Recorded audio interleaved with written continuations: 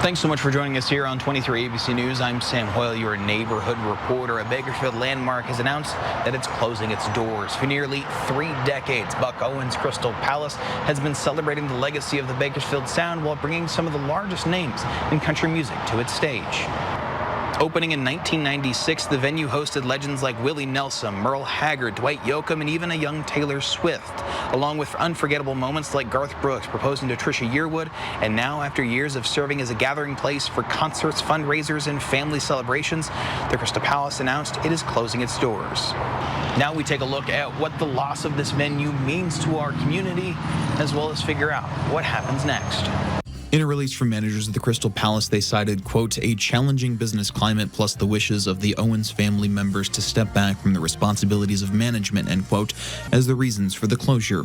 For Jim Shaw, who spent 55 years with the Owens family, first as a buckaroo playing with Buck, then wearing several hats across the last years for the Crystal Palace, he said sending out the news of the closure hurts, but he'll look back on the life that he spent and the memories associated with broadcasting the Bakersfield sound then and now fondly. This starts off very depressing for us, very bittersweet. And what I've learned is, in thinking about it, the same came up when we listed it for sale. Just to be so proud, 28 plus years, that's a big deal. This place, almost 3 decades of probably one of the more famous venues in the world for country music.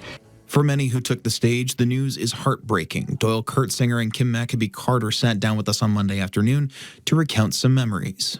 We got up there, and I stood there and looked out across the room and thought, this is the most gorgeous, pleasing-looking place I've ever seen. And I've played a lot of concert halls with Buck, but nothing ever matched up to the Crystal Palace.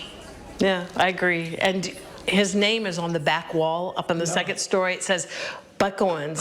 And other than when the lights went out, and that's what you see when you're standing on the stage. It's pretty amazing to look out at the audience and his name up there like that.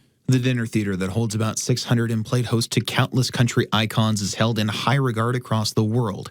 Jennifer Keel and Monty Byram both spent plenty of time on the stage at the Palace.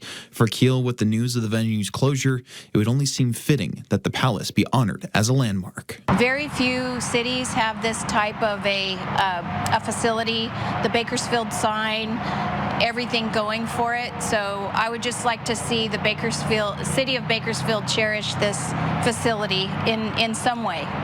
Stan Ellis, buy the Palace. Somebody out there, buy the Palace.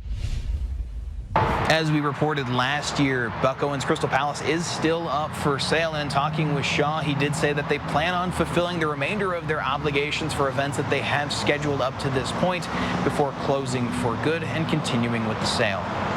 At the Crystal Palace, I'm Sam Hoyle, your neighborhood reporter.